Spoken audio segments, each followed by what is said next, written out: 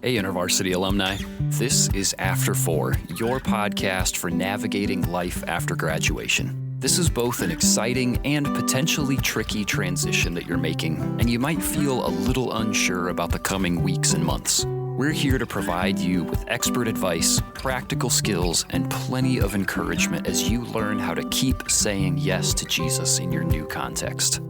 This is After 4, and this podcast is for you, alumni. What's up, alumni? Welcome to After 4, your podcast for navigating life after graduation. I'm your host and guide, John Steele. This week, we're continuing with the theme of generosity here at the tail end of our Money and Finance series, but it's not a teaching or a how-to, although there's plenty that can be learned. It's a story, and it happened in a time and place that we all know and love, the college campus at the beginning of fall semester. This week, we're joined by Emily McNamara, a campus staff from the New York, New Jersey area, and she's going to tell us the story of God's provision for a historic new student outreach event on her campus that almost fell apart at the seams before it even happened. But through a number of different people, God provided what was needed. What's really cool, though, is that he chose to use alumni like you and their generosity to make it happen. But why don't I let the one who was there tell the story? Here's Emily, and this one's for you, alumni. Emily, welcome to After 4. Thank you, John. Thanks for having me. Absolutely. Oh, I'm really glad that you could be here. I'm so looking forward to getting to hear the story that you have to share. We'll get into that in just a minute. Before I get too far ahead of myself, Emily, will you just give me and give our audience an introduction and help us get to know you a little bit? Absolutely. So my name is Emily. I am on staff at New Jersey Institute of Technology in Newark, New Jersey. I'm a part of the Northern New Jersey area team in the New York and New Jersey region, a part of InterVarsity. I was a student at NJIT. Okay. I made a decision to follow Jesus as a sophomore in college in 2018. And Wow. and then from there, I started serving a part of it, like in InterVarsity. I joined the leadership team, was very involved with the small group ministry. And then in my later years in college, my InterVarsity staff, Anna Pennock, invited me to consider joining staff. And after lots of prayer and conversations with my parents, I decided to apply. And here I am on staff. And it's been a bit over a year now. So it's been an incredible experience. And yeah, the Lord has really placed college students on my heart. That's awesome. That's really great. Well, I'm excited because we're going to hear a story that takes place on the NJIT campus, if I'm remembering correctly. So it's great that you have some like personal history with that space, like some extra buy-in and joy, I'm sure, over some of the things that got to happen there. And I'm looking forward to hearing about that. Emily, we're in the middle of a series on money, personal finance, generosity, and stewardship here on After 4. And you're joining us for this episode because this story that you're bringing to us, it's a really interesting intersection between ministry on campus during new student outreach and generosity, and specifically the generosity of alumni. And the majority of our audience are alumni. And so it just felt like one of these like, oh man, we should tell this story. So I'm really glad that you're here. But before we get to the like really cool, exciting story, I know that there's like some backstory. There's kind of a story before the story. So Emily, especially knowing that you were a student on campus here and that gives you even some special insights, can you just give us a little bit of a history lesson on ministry at NJIT and what it's been like to connect with students on that campus in the past? Absolutely. Yeah. So in the past, so my knowledge only goes back to like 2017, 2018. Okay. And I've heard a bit about history before that from my old staff. But at NJIT, it's a tech school. So we try to find creative ways to connect with STEM students. And sometimes it's hit or miss. Before COVID, we were able to connect really well with students. But then after COVID, it became really hard. And students were much more disconnected, I would say, with the campus. So it's been an uphill battle. Hmm. Over the last couple years, it's been becoming a bit easier to connect Okay. with students as students become more plugged in and more drawn to the campus. I feel like in those 2 years after COVID, we were all still wearing masks, and it was just really hard to connect. But in these last couple of years, it's been a bit better. That's really helpful. It sounds like there's been like maybe this really long warm up period that like that there was work that was being done certainly pre-COVID, and then COVID hits and it's like, okay, any progress that was happening just sort of hit a full stop, which I think many people have experienced. And like in so many other parts of our lives post lockdown and everything, that there's a long haul after that of kind of trying to find a rhythm again, and that you all were experiencing exactly that on campus of like, it felt like we had something some things were happening. We were meeting some people and then boom, full stop. And okay, we got to do a lot of work to get momentum up again. But that over time, it felt like, all right, we're picking up some steam here. And then maybe that brings us up to, end of last school year through the summer into the beginning parts of this fall. Was there anything that you sensed was beginning to change or to shift? Like, even if you didn't have specific evidence of it in numbers that you were tracking or stories from people, like, is there just something that you sensed was changing, shifting in the air around ministry on campus? Yeah. So I can tell you one very practical thing that I noticed that had Okay. changed. We were developing new connections on the campus. So for the last 2 years, I would say, we got a new faculty advisor at NJIT, and Okay. she's been an incredible resource. We've been learning how to work together over these last 2 years. She was very new to InterVarsity when she joined us 2 years ago. And she works with the Residence Hall Association on campus, Oh, or she's okay. in charge of one of the residence halls. And so she has a lot of Wow. connections in that area. That Um, feels like a very strategic person to be connected very, to. very. She literally reached out to us and she was like, "Hey, I'm a Christian and I would love to help advise your club." And we were like, wow, like, praise God. That's awesome. Yeah. So, yeah, we've been building connections with her over the last 2 years. So that's one very practical change. I feel like there have also been other internal or spiritual changes on Hmm. campus, longing for revival. I feel like that's been a major word for the city of Newark Wow. in the Newark college campuses. It's NJIT, Rutgers, Newark, and Essex County College, and we're all right near each other and we Okay. collaborate. That's the dynamic of our campuses. So we've all had this word of revival. So we've been Yeah. like post COVID, there's just been this hunger of more of seeing God move on the campus. So that's another thing. Yeah. Okay. That's really cool. So you have this very like specific, okay, we've met this person of peace on campus. I mean, they reach out to you and Mm-hmm. say, hey, I would love to connect and be a part of what's happening. But Mm-hmm. then also just this growing sense in this community of campuses that collaborate together, work together of like, we have this longing for revival. We have a sense that God is stoking something new Mm-hmm. around us here. And that's sort of the experience that's leading you into this fall. So then that's where this really cool story starts to take off is as you step onto campus in the fall at NJIT. So like set the scene for us as you're beginning the fall semester and fall outreach. Absolutely. So our story starts August. This past August, 2024, I have been meeting with the NJIT leadership team, prepping and planning for this coming NSO season. And, or actually July, let's say, let's go back to July. Okay, So we met, great. we met with the faculty advisor, the whole team, plus myself.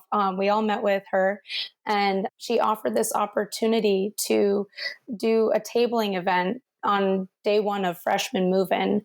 And we were like, what? This is amazing. We've never had this opportunity. Literally Oh, wow. never. At least according to my previous staff, who was on campus for 10 years Wow. before I joined and replaced her. Okay. never had an opportunity to do NSO at freshman move-in or any move-in in the dorms for that Wow. matter. So she was able to book a table for us, and we wanted to do an ice cream social. So we Okay. were planning out logistics for that end of August. And the faculty advisor said that she would probably be able to order food for us through the school because every student organization on campus we receive a budget from the school. However, because the semester hadn't started, we had no access to the budget. And then because of that, there was miscommunication about the event, and the booking got canceled the day before we were supposed to have the event. Oh my gosh. Okay, so this is what I love about great stories is juxtaposition. My wife introduced me to this word years ago, and it has become one of my most favorite words. Mm-hmm. So you have this growing, like this sort of reaching a fever pitch of like God is doing something. He is creating momentum for us on campus, giving us opportunities that we've never had before. Mm-hmm. Staff, students, everybody, advisor, everybody is excited about, here we go. We're going to kick this off. Something new is starting. And you're telling us that the day before the event is supposed to happen, everything gets like taken off the table. Exactly. That is exactly what happened. Oh my gosh. Yes. Okay. So then like what happens next, Emily? I have to know. Absolutely. So I mean, immediately I'm like, oh no, God, help me. And I called my supervisor, who was also my staff, Okay. my staff, Anna. I called her. I'm like, help me. What do I do? Do I cancel? Do I give up on this? I was feeling very doubtful, very hopeless, very in the dumps in that moment. Yeah. All the students thought it was still happening. They had no idea this was happening. I had the privilege of knowing this information. So yes. it was very dramatic. I was not feeling the greatest. So I called her, and she encouraged me. She prayed for me. She spoke so many amazing words of encouragement, and she was like, "Emily, you can do this. God has provided you with this amazing opportunity." And she encouraged me to call back the faculty advisor. And then she encouraged me to also reach out to 10 alumni to fundraise because we needed $400 for this ice cream social, and we had nothing. So you reach out to the faculty advisor and you reach out to 10 alumni. Yes. And what are you hearing back from people? Yes. So first I talked to the faculty advisor. She was also feeling kind of hopeless or not sure, like, I don't see this happening anymore. And I took the words that my supervisor said and I repeated it back to her, and I like tried to cast vision for the event. Yes. And she was like, okay, I'll do what I can. I'll call my people and I'll see if I can get the booking back. And I was like, thank you so much. Wow. And we prayed together. And then after that, we hung up and I started texting 10 alumni, composing a message. And then she called me back and she's like, we got it. We got the room. No way. And I was like, wow, praise God. And so then I finished sending out my 10 text messages. And then not even 30 seconds later, I get 2 text messages back from some of the alumni. The first one says, what's your gap? I can cover the rest. And then the other one says, where can I send the $400? And oh my gosh. I broke down crying, like thanking God. It had not even been an hour since hearing that the booking got canceled, the finances fell through. The Lord had provided everything in the span of an hour. Oh my goodness, Emily, I'm just like processing, especially having been a campus staff and having been like, to be in a moment like that of like the extreme excitement, hope, anticipation, everything crumbling down around you. And then God just being like, hold on a second, watch this. And okay, I want to circle back to these alumni, but first, like the thing that stands out to me first, Emily, is just like you said that you've been on staff for just over a year. Yes. And here, like young, still like relatively new staff stepping into this place of like, okay, I'm not going to freak out my student leaders. I'm going to talk to my supervisor, somebody I trust, somebody I know, and that you turn around and somebody else says, I don't think this is going to happen. And you take all of that vision that was cast to you and you turn right around and cast it right back to somebody and like motivate them into taking a risk and saying, I'll see what I can do. That is just so cool to me, hearing you stepping into that space of like, all right, I'm going to step in the gap. I'm going to do my part and I'm going to encourage others to do their part as well. And to take this on together, and then texting alumni and saying, this is the situation we find ourselves in. Can anybody help? And that almost immediately you get these two responses that say, whatever you need, we'll take care of it. Mm-hmm. Have you been in touch with those alumni who gave? Like, what's it been like talking to them since that moment? Yeah, it's been incredible. I mean, both of those alumni have been incredible partners for a while. I mean, one of them, he's actually a volunteer with us, and he's been serving in incredible ways. My first year on the executive board as a student, he was my president. So we've had such amazing connections over the years. And the other one, he's just been such an incredible prayer partner and ministry partner over the years. So I've been in contact with them pretty regularly. So that, like, what happens with the event itself? I've gotten sidetracked of just like the excitement of this moment. Like, what actually happened next, Emily? Yeah. So they sent me the money. I was able to go to BJ's and buy a ton of ice cream and all the supplies we needed. And we met about 120 to 150 freshmen, which was insane. Like, also there was a dinner, like a barbecue happening. And so we took advantage of the barbecue and we were like, hey, you want dessert? We've got it. That's awesome. Oh, this is great. This is great staff work right here. These are such cool stories. And so then not only does the event happen, it's a historic event as far as you and your staff know. Like, we've never been able to do this. And to connect with 120 to 150 freshmen, what a win. Like, what did that feel like for you and your team as you walked away from that event? Oh my gosh. It was, I can't put one word on it, but it was, I mean, I felt so much gratitude in that moment. I felt so grateful for how God had provided. I like literally at the end of that event, I'm like, literally 24 hours ago, this almost didn't happen. Like, right. I was like, I felt like I was on a spiritual high or something. Yeah. And I didn't even I wasn't able to tell the students until like that night, like after the event had happened. So they had no idea until later about like the catastrophic situation we were almost going to be in. So yeah.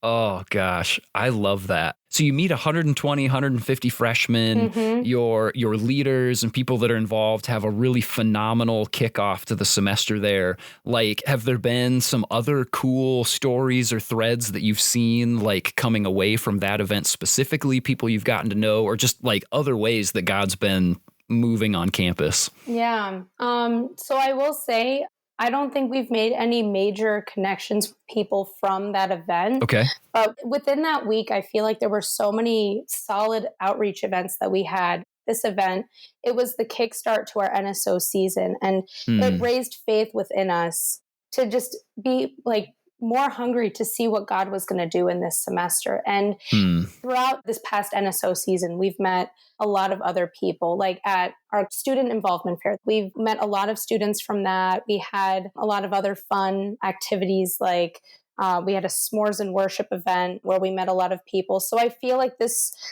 ice cream social in that freshman dorm, it was just the kickstart to a really great season. Yeah. And it just, it really raised up faith within all of us to just keep going and to trust in the Lord and lean not on our own understanding. So Absolutely. And isn't that cool to know that God thinks that you're worth that, Emily, that you and your Yeah. team, as you said, that maybe we didn't make a ton of long-term connections specifically from that event, but what that event did was light a fire for us for the Mm. rest of NSO, Mm-hmm. and where we have been able to make meaningful connections with other people.